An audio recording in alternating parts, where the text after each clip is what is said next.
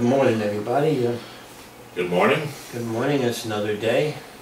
It's thinking about Cinco de Mayo. That was a couple of days ago, you know, and pretty interesting holiday. But it reminded me one time, years at work, they were a little more liberal years ago than they are now, and we used to have parties a lot, you know. I remember this one time, there was this girl I worked with. She was captain of the softball team, you know, and I called her Captain Birch. Yeah. She brought a bottle of tequila in with a worm in it, you know, and we were partying, you know, our work was done, and was having a ball, you know.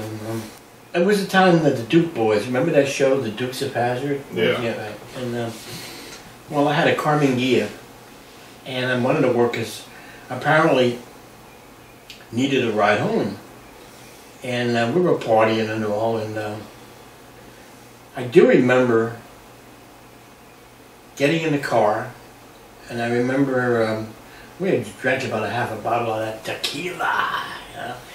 And I remember getting in the car, and he lived in Pennsylvania, and I lived down by the shore, you know? And I would say about 5-6 hours later, I was home and with the landlord working on a pipe, a water pipe to the house that had broken, you know. Yeah. And I can't remember the 5 or 6 hour gap, you know. And a couple of guys said that when I went back to work, that we pulled out of that parking lot like the Duke boys, you know, saying "Yeehaw!" I don't remember that. I remember another party we had around Christmas. Was it Christmas time? Probably around that time of the year. And we had chemistry had a Christmas party in the lab, you know. And I grabbed a bunch of guys, and they were making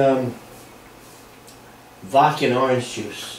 Screwdrivers. The screwdrivers. We had these big mugs, you know.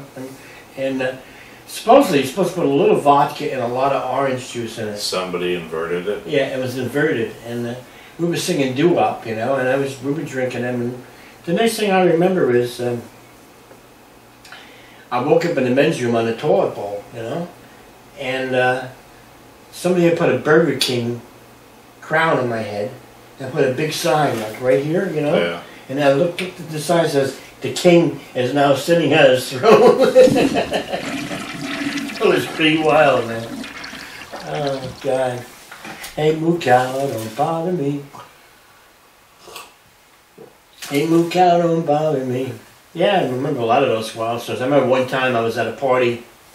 This was at North Jersey in Bergen County, and it was, at that time it was called East Patterson, and I was at a party in somebody's basement, and we're playing a lot of Latin music, you know, and I had mugged something like this, you know.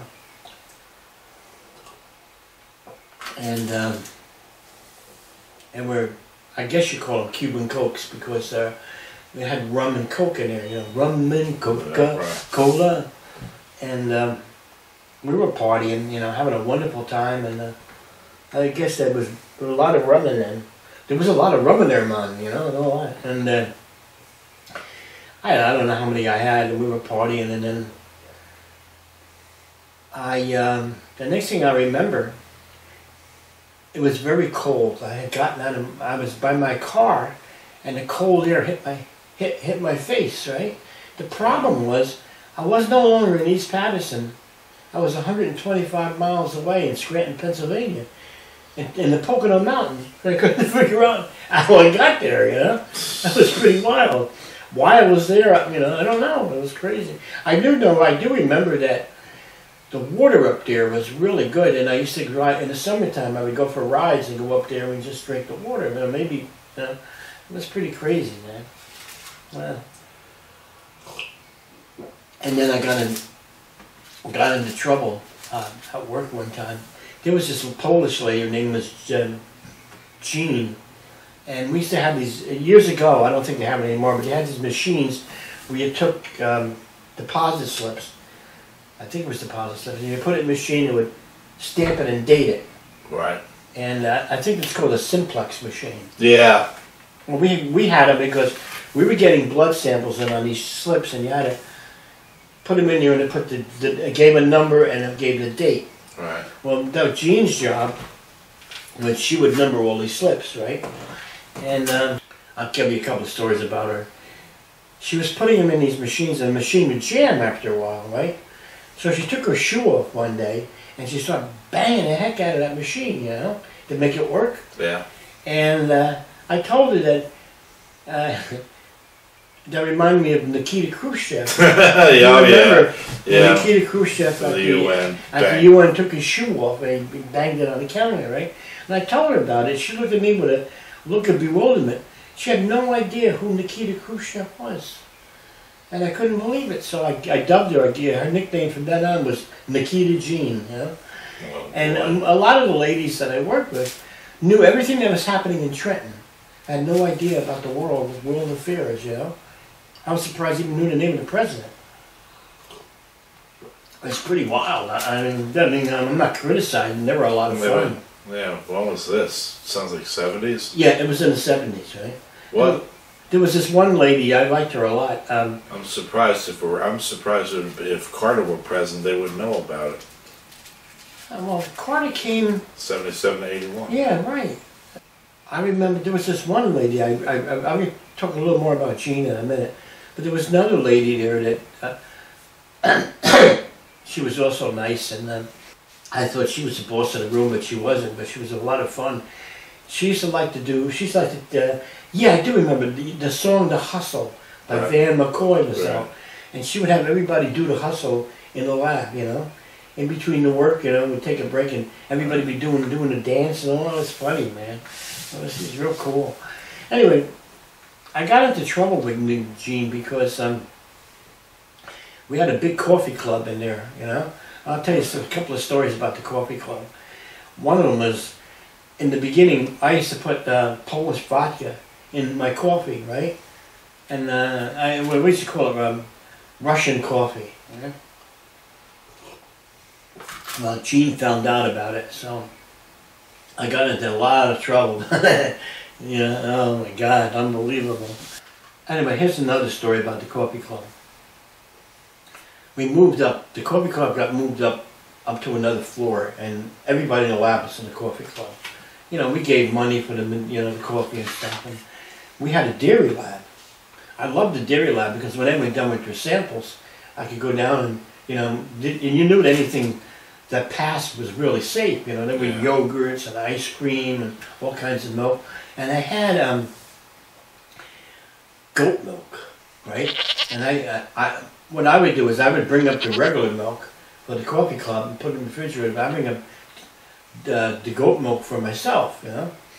And because goat milk has a very strong flavor, you know? Yeah. Well, what had happened is I didn't realize at the time that apparently the regular milk ran out, and I didn't know it, right? And I remember this one, she was from where? Taiwan. Right? I liked her. She became an American citizen, and I sang her Elvis songs, right? And they were using the goat milk in the coffee without realizing it, you know, for about 2-3 days, right? And she happened, I can't remember her name, but she happened to look at the label, and it said goat milk, and she went, I'll never forget. She looked at it and went, goat milk, you know? And I said, everybody was after me after that. Man, they went, oh my God. They had been drinking goat milk in their coffee, and you know, for a couple of days. Yeah. Oh my God. I can't think of her name right now, but she was funny. Very loud, but a very small, petite person. Yeah. You know? Oh, and I always used to sing her songs. Oh yeah, I do remember a story. On the 3rd floor is where the kitchen area and the autoclaves were, and the lab. Okay? Yeah. But anyway, you know, every floor had a bathroom. Right. And you went to the bathroom, and there was another door, a locker area, right? But on the third floor, the cats set up a table back there, you know, in the locker area with chairs, and they would sit back there and you know, smoke cigarettes and shoot the breeze and all that, you know. And I always was one who always knew what the bathroom was, you know. I was a frequent, extremely frequent user of the El Baño, you know. Yeah, I hear you. Que es el baño, por favor, señor, you know, that was my motto, right? So I went in there one day and I heard him sitting in there and they're shooting the breeze about this, that, and the other thing, you know, talking cool. So I took my hand and banged it on the wall and went, I said, a knock on wood, baby. Yeah. So, young Calvin, I heard him say to Joe Ellis, right? Joe was a cool dude. I really liked that guy. And he says, who the heck is that? And Joe says, don't worry about it. That's only Crazy Rich singing a song. And I remember what Calvin said. He said, if that was me, I'd be ashamed of myself. He said, I started to crack up. Oh, God. I never laughed so hard in my life. I had two names. My nickname down there was Rabbi Bates, because that was real cool. Right? Then another nickname I had. Can it be mentioned on there? I became a shop steward, you know, in the union. Right. Yeah.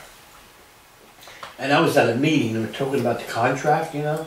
Right. And there was all different guys there, you know. And I got, there's a very famous football player named Dick Butkus. Right. I think he played for the Chicago Bears. And I got real angry one time. I remember, and I just banged my hand on the table as hard as I could, you know. And I said, this is nothing but a bunch of bupkis, right? Yeah. And well, that became my nickname. After that, everybody called me Dick Bupkis. Oh, God. And then there was this real cool guy, 110% Irishman. He was a really cool guy. And his name was Harry, you know. Harry Dillon, what's his name? And I used to call him Mr. Dillon, you know. And one day, Harry and I are on the elevator in the main building. Harry was, like I said, he was a 110% Irish guy, you know.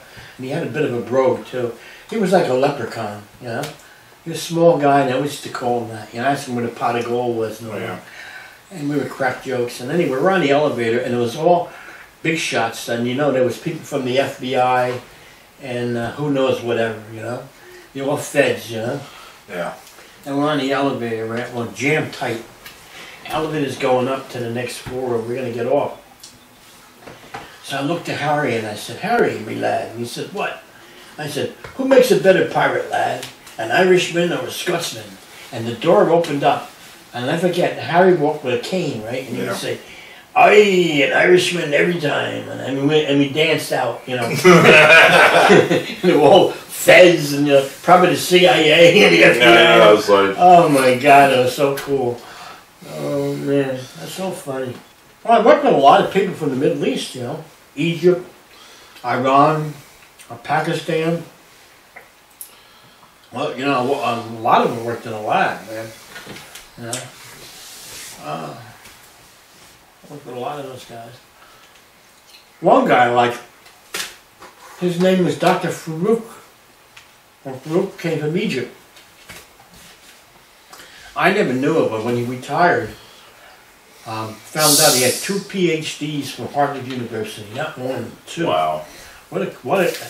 Him and I got along real well. We used to crack jokes and everything in there. He would bust me and I would bust him. Yeah.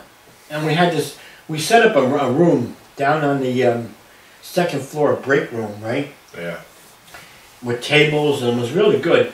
And then the room next door, they had a big refrigerator where they would bring crows and birds in to be tested. West Nile or whatever. Yeah, exactly, West Nile. So we called it the Crow Cafe. Oh, jeez. Oh, you're too much, man.